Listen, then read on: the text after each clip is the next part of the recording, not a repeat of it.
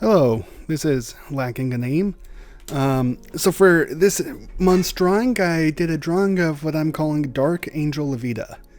Um, so this was something that was a little different that I was interested in trying a bit to work more a bit on perspectives and things like that, as I've been trying to do a lot more and more with the drawings that I do for the monthly pages and for the Patreon page, as well as even just in general comic panels and such, is to try and create more perspective on stuff. The comic I do is called Gnosis, so I'd like to invite you to go ahead and come and read that if you've enjoyed this drawing and want to see, I guess, a actual story involving Levita. Then yeah, go ahead and come check that out. We're actually starting a new chapter right now. That's going up. So, be a fun chance to jump in and start to learn some stuff.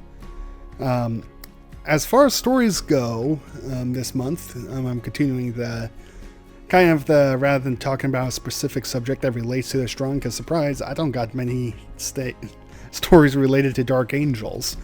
Going to talk a bit about what's gone on this past month. And the big thing was a family vacation. So, kind of some history with a family vacation in my family is we lived away from our grandparents and our aunts and uncles. We were the only ones out of state away from them. So, growing up, it was always a trip. That was our yearly vacation, was to go and visit our family.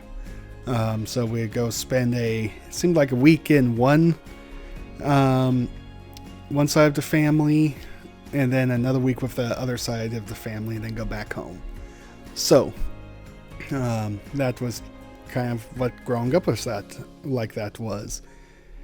It was 6-hour, 11-hour car rides to get to where we were going at the time. We lived in Utah, and we had to go to San Diego and Mesa, Arizona, to visit the family. So it was a lot of learning to be very patient in the car. You could read books, you could play with toys. We listened to CDs. We listened to comedy CDs a lot. We listened to music CDs. Sometimes we would sleep.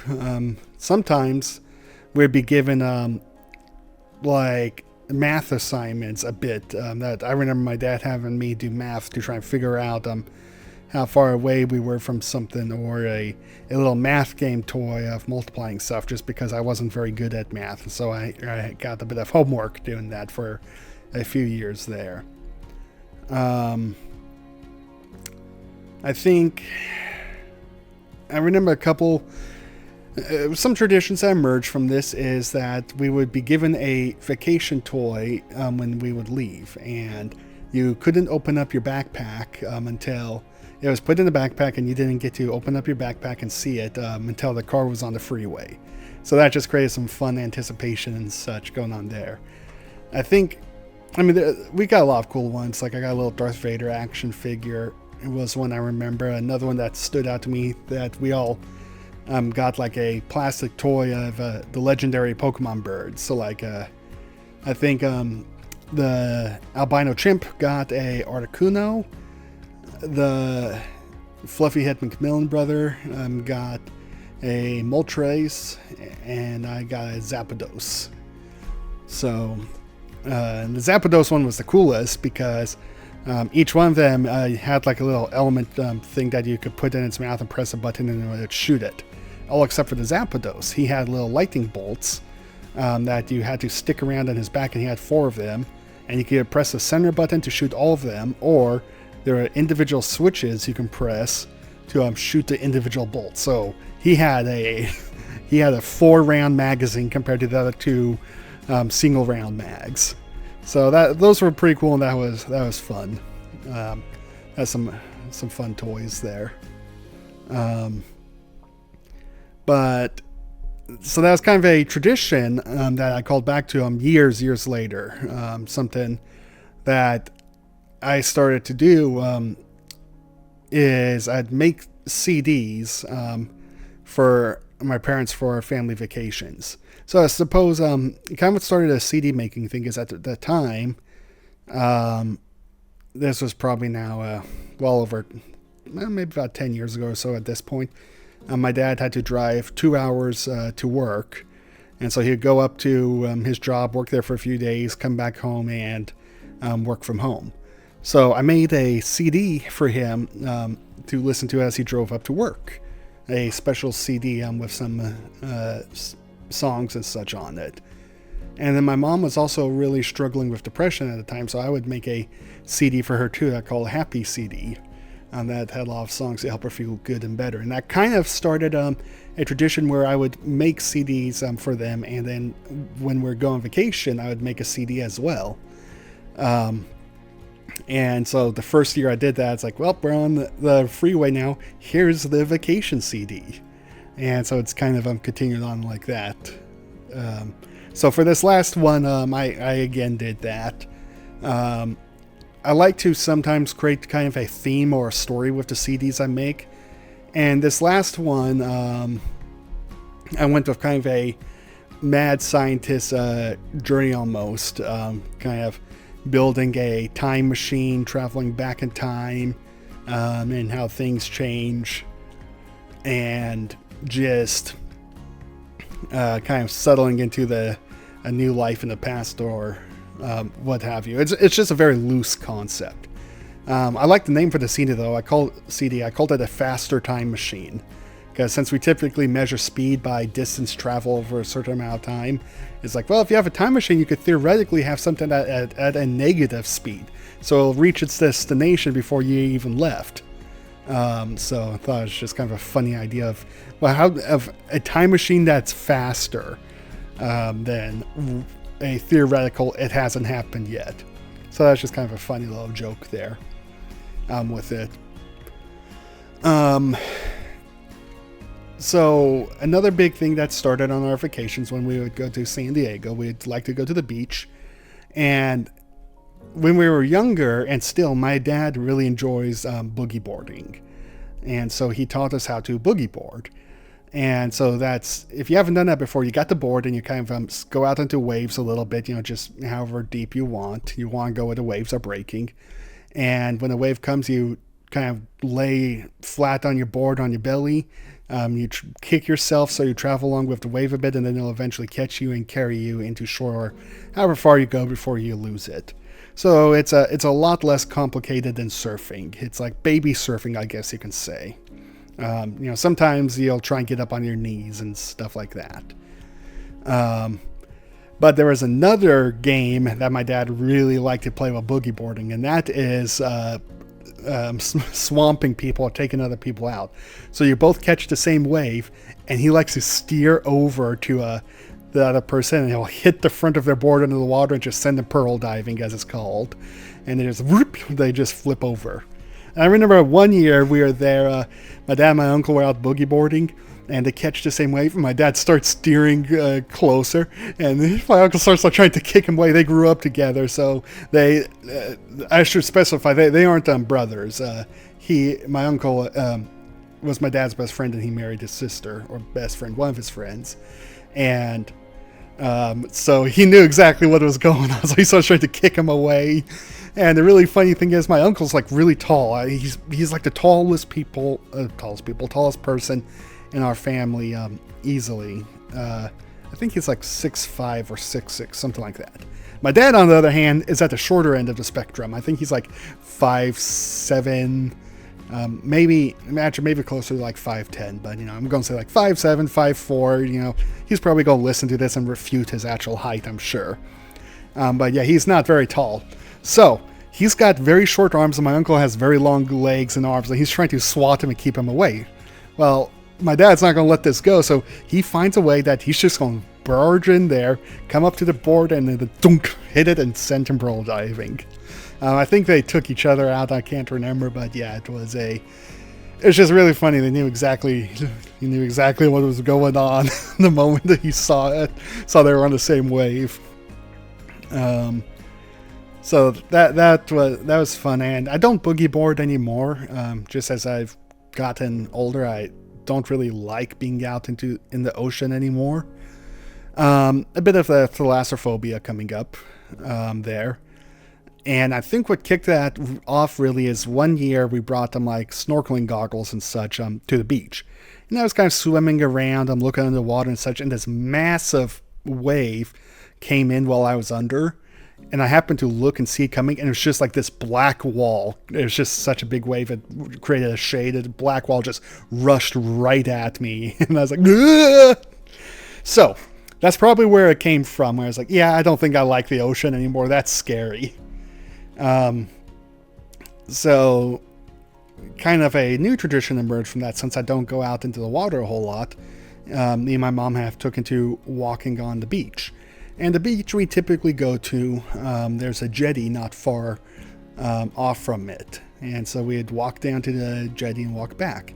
And I remember the first year we did this, we walked partway out there, and my mom wasn't sure how far we're going to make it and such. We'll just see how far we can walk. So we walk out there, and she starts getting tired, and she looks up and sees that the jetty is pretty close. And she's like, I'm tired, but I can't quit now because it's right there. So that became kind of our special vacation tradition, is we would walk to the jetty and walk back.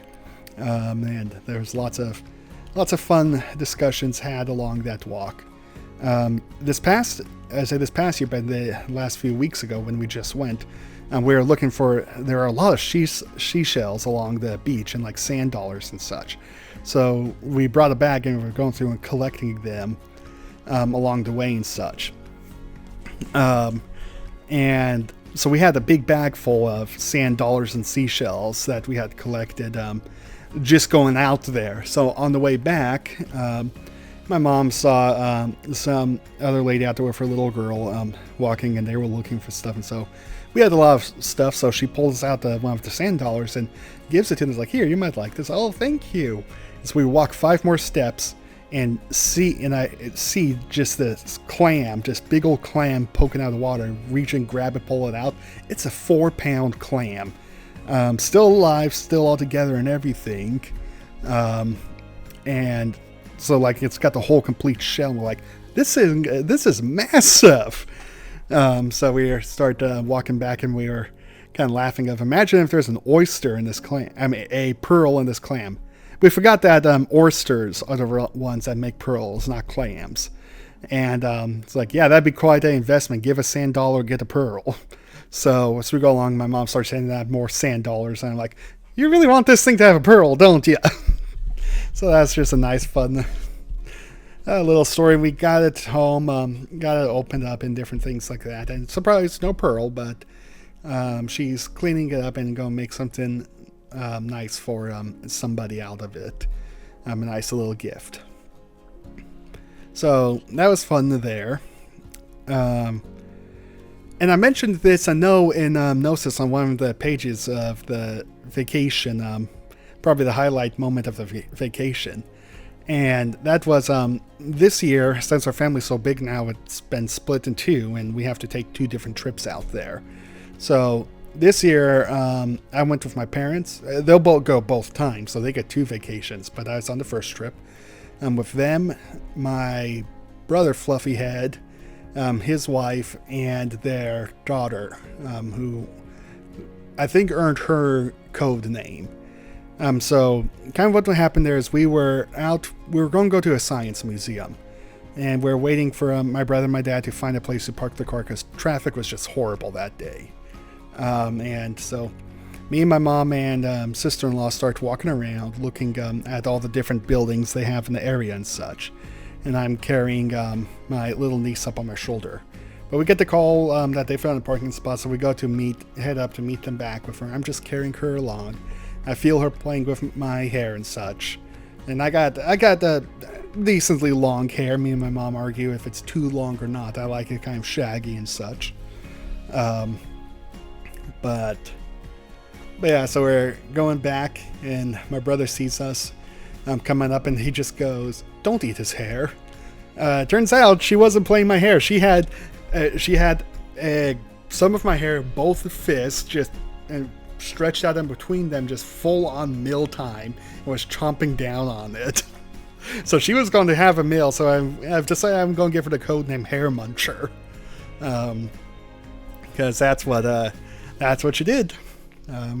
Just ate my hair like a little goat. So a hair muncher. So that was probably my favorite moment of the whole single moment of the whole vacation, just because that was so funny to me. Let me see now. So after that, I actually, when we're going to the science museum, I actually kind of got sick. I can't remember what happened, but I think I just didn't eat very much for breakfast that day or something. So I got just really tired and sick. And my mom dug around in her purse and found a granola bar from who knows when. The thing was super crummy, like just making a mess everywhere, and not very good. That probably made things worse. But after that, we went, got some real food, and I started feeling better. So yeah, that was not the highlight of the vacation. Eating a ancient granola bar and being sick in the kids' play section of a museum. But yeah, so as far as family vacations go, or vacations, we really didn't get too often to go and just vacation at a place or to see something. It was more about going and seeing family and then doing whatever was around the family. We are just lucky that my grandparents live by San Diego, so where there's the beach and different museums and stuff that you could go see there, and so that's worked out very well for us. I think in time, what it's really taught me is a appreciation for being with my family. And as I've gotten older, what I've come to value was just being able to sit around and listen to the stories that they share with each other. Some of them are old stories from years ago, when my dad was young. And one of them that came up was, I think my dad witnessed this, but one of his brothers had a little spy glasses thing that had a little squirt gun in it, and you would pump the thing and it would spray water from the glasses. So he goes up to my grandpa, who's watering some flowers, and it sprays him a bit with the glasses. My grandpa just looks at him, takes a hose, whoosh, and just starts hosing him down. It's like, what you doing? So that's a fun story that I learned about. One year, when me and my dad, we went walking in the hills behind his house where he grew up, and we found a rusted old can that had some little BB holes in it. And while we're not certain, we think this may have been a can he shot from when he was a kid, because he would go up there with a BB gun. This was the 80s, and shoot cans and ride bicycles around there. So that was just a really interesting thing to find that he didn't pick up after himself back then. So there you go. There's an excuse not to clean up your room. You never know what ancient treasures you'll find in the future.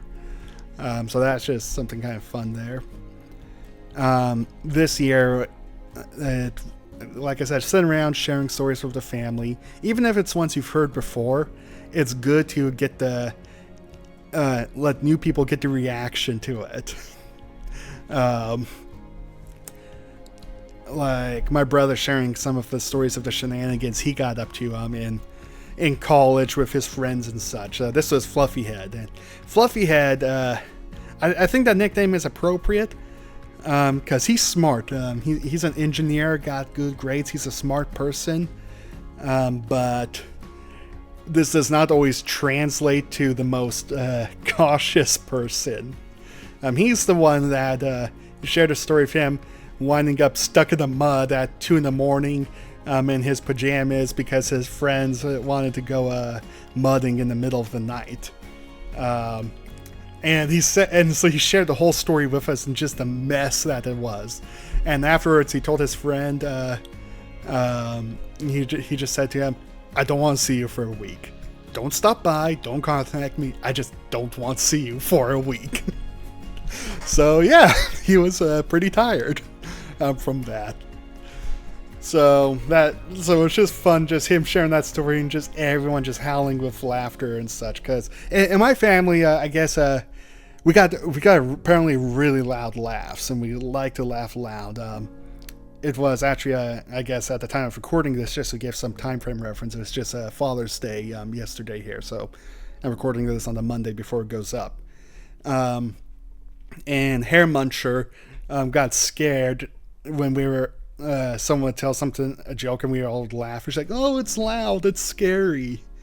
But so apparently our laughter scares babies, but it's just something that we enjoy. And so, like, I know I got off on a tangent there, but yeah, just being with family and the appreciation for that. And I think it's something that I'd recommend more people try and do, is develop a good relationship with your family, with your parents, with your siblings, and take joy in being with each other. Because I mean, you're gonna be stuck with each other forever, so you might as well learn to get along and enjoy it.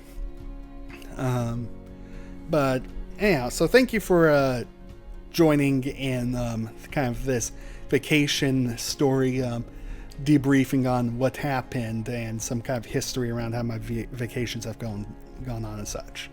If you want more focused topics or something interesting to know about, let me know in the comments, or you can post over on Gnosis and let me know there.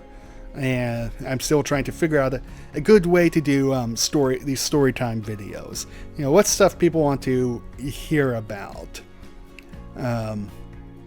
But yeah, so hope you enjoyed it, and if you've enjoyed this, go ahead and come read Gnosis.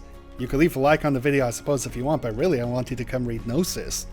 I'm trying to grow a reader base for it, and we've got lots of it's getting quite long. I think we've just crossed 300 pages on the website, so we're quickly approaching that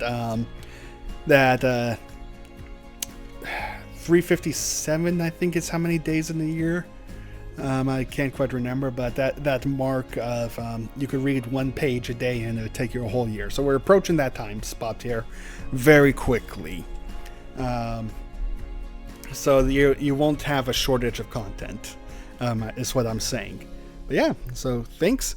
Hope you have a great day, and see you around.